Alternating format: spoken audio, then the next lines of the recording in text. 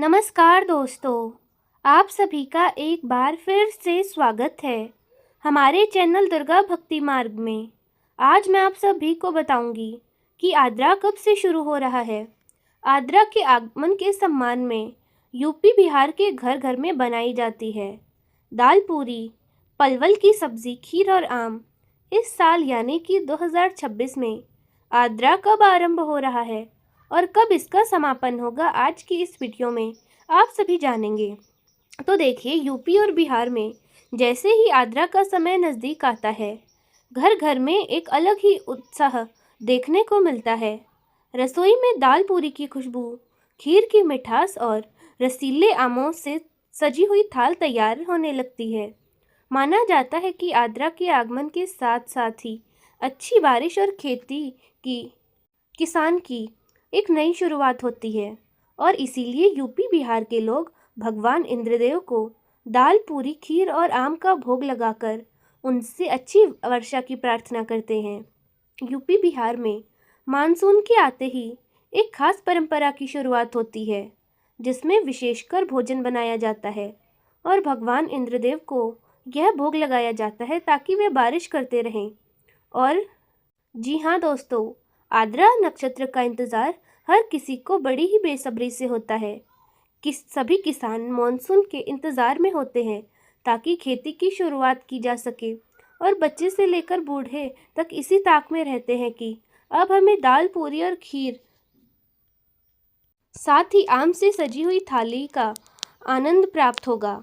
आद्रा नक्षत्र से ही कृषि कार्य शुरू होते हैं। आद्रा नक्षत्र से ही वर्षा जल से जन और जानवरों के साथ प्रकृति खिलखिला रही उठती है। भारतवर्ष कृषि प्रधान देश है और इस देश के अधिकांश क्षेत्रों में कृषि कार्य की शुरुआत आद्रा नक्षत्र से प्रारंभ की जाती है। इस नक्षत्र में पूर्व मृगशिरा नक्षत्र एवं मृगशिरा से पूर्व रोहिणी नक्षत्र आता है।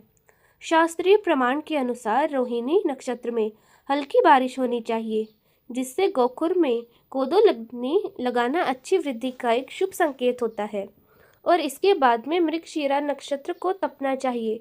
इस नक्षत्र में भीषण गर्मी पड़ने से आद्रा के लिए काफ़ी अच्छा माना जाता है। ग्रीष्म ऋतु में प्रचंड गर्मी से संपूर्ण प्रकृति, जीव जंतु सभी झुलसते हुए रहते हैं।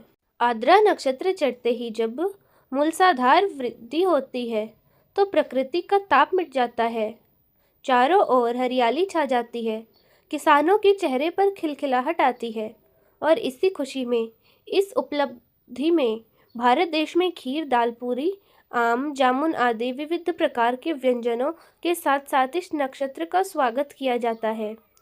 यह परंपरा सदियों से चली आ रही है। खेती किसान की शुरुआत का समय उत्सव के रूप में मनाया जाता है और अगर आप भी यूपी या बिहार से हैं तो आपके घर में भी आद्रा में दाल पूरी के साथ साथ खीर ज़रूर बनती होगी और इसके साथ ही रसीले आम इसके स्वाद में चार चांद लगा देते होंगे। बिहार की संस्कृति में बारिश का बहुत महत्व है। यह यूपी बिहार के उपजाऊ ज़मीन पर खेती की अच्छी संभावना को बढ़ाती है और इसीलिए बारिश को लगातार बनाए रखने के लिए और इसी कामना के साथ ही घरों में दाल पूरी, खीर और आम को परोसा जाता है और फिर इंद्र को भोग लगाने के बाद इसे घर में पूरे परिवार के साथ बांटकर खाया जाता है। इसके साथ ही इंद्रदेव भगवान से प्रार्थना की जाती है कि बरसात इस तरह से होती रहे ताकि खेती अच्छी तरह से चले। आद्रा नक्षत्र को ज्योतिष में आद्र नक्षत्र भी कहा जाता है और हिंदू पंचांग के अनुसार 27 नक्षत्रों में इसका छठा स्थान होता है। इस नक्षत्र के देवता भगवान शिव का उग्र रूप और स्वामी राहु है। ज्योतिष शास्त्र के अनुसार ये चंद्रमा इस नक्षत्र में आते हैं तो वर्षा ऋतु को शुरू होने का संकेत माना जाता है। इस समय आमतौर पर जून के आखिरी हफ्ते में जुलाई की शुरुआत तक होती है। इस समय पर धान की रोपाई का काम शुरू हो जाता है और इसी मौके को आद्रा बनाना कहा जाता है। इसका मतलब है कि खेती की पूजा, अच्छी बारिश की कामना और सामूहिक भोज का आयोजन करना। इस साल यानी कि साल 2026 में सूर्यदेव 22 जून 2026 दिन सोमवार को रात्रि 8:27 पर आद्रा नक्षत्र में प्रवेश करेंगे और 6 जुलाई 2026 दिन सोमवार को रात्रि 10:02 पर सूर्यदेव आद्रा नक्षत्र से निकलकर पुनर्वसु नक्षत्र में प्रवेश करेंगे, जिसके साथ ही आद्रा की अवधि समाप्त हो जाएगी। आद्रा नक्षत्र की ऊर्जा अत्यधिक शक्तिशाली होती है और यह समय आत्मशुद्धि और आध्यात्मिक उन्नति के लिए सर्वोत्तम कहा जाता है और इसीलिए इस समय में रुद्र अभिषेक करवाना, शिवलिंग पर जल, दूध, दही, घी, शहद और बेलपत्र चढ़ाना, रुद्राभिषेक करना सर्वश्रेष्ठ माना जाता है।